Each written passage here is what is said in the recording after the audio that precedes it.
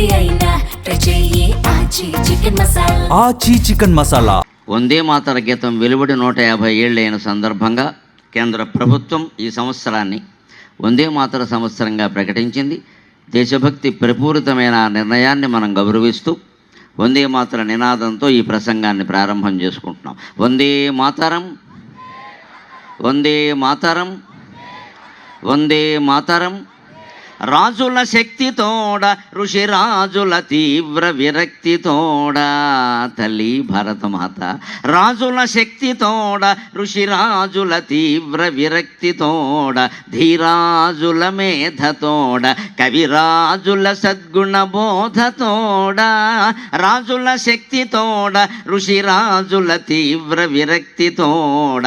ఇక్కడ ఫోన్ కట్టేయాలి, నేను మైకులో చెప్పే అవసరం రావద్దు. నిలబడిన వాళ్ళు, కూర్చున్న వాళ్ళు అందరూ చాలా ఖచ్చితంగా ఉంటుంది ఈ విషయం. ఎవరు ఫోన్ బయటకు తీసినా ప్రసంగం ఆగిపోతుంది. మనం వినడానికి వచ్చాం, ఆచరించడానికి వచ్చాం, అంతే.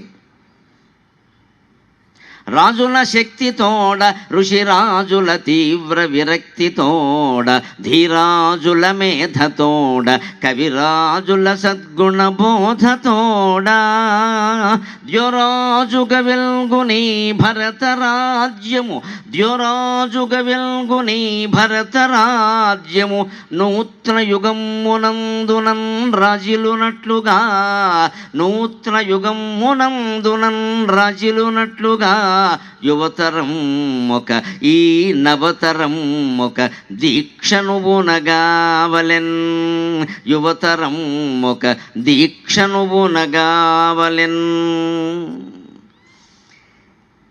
ఇందాక పెద్దలు అన్నదానం సుబ్రహ్మణ్యం గారు చాలా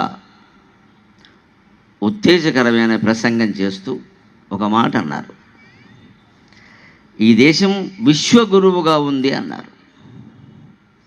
వెంటనే మనకి కలుక్కుమనే విషయం ఏంటంటే, ఇప్పుడు ఎందుకు లేదు? ఒక ఊళ్ళో ఎవరన్నా బాగా ఆస్తిపరుడు ఉన్నాడు అనుకోండి, ఆయన ఏదైనా కారణాల వల్ల ఆస్తిని పోగొట్టుకున్నాడు అనుకోండి, తర్వాత ఊరంతా అతని గురించి ఏమనుకుంటారంటే, అతను తర్వాత బాగానే ఉండొచ్చు, మంచివాడే ఉండొచ్చు, అతను సంతృప్తిగానే ఉండొచ్చు, ఆస్తులు పోయినా అతను బాగానే ఉన్నాడు.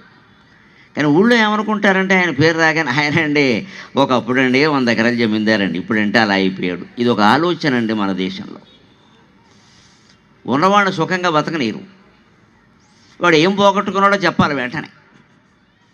పలానా వాడు ఏదో వెంకట్రావు అన్నప్పుడు ఆయన మంచివాడండి అంటే సరిపోయింది.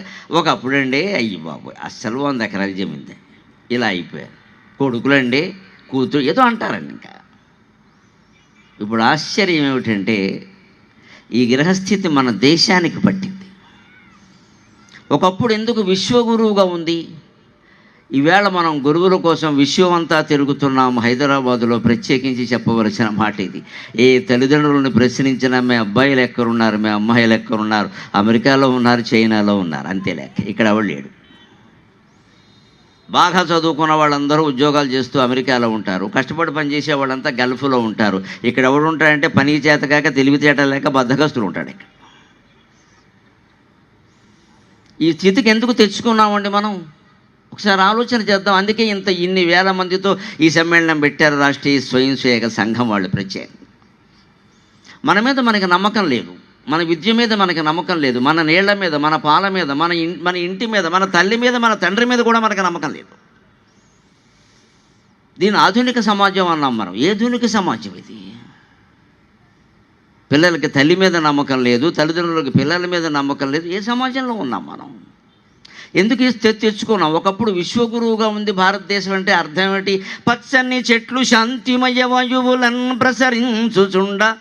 నలంద, తక్షశిల లాంటి విశ్వవిద్యాలయాలు ఎలా ఉండేవి?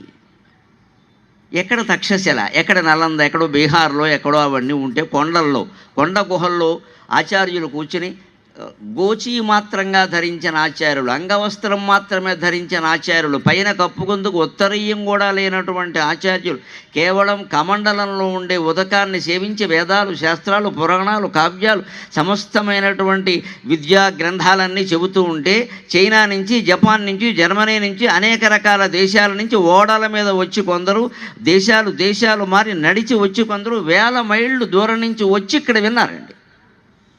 ఈ శాస్త్రాలు ఇంకెక్కడా దొరకవని. అంత అద్భుతమైన శాస్త్రాలు ఉన్న దేశం ఇది. అందుకని విశ్వగురువు అయింది. విశ్వతత్వం తెలిసిన గురువుని విశ్వగురువు అంటారు. ప్రతి ఒక్కరిని జగద్గురువు అనరండి. జగద్గురువు అంటే జగత్తత్వం తెలిసి ఉండాలి.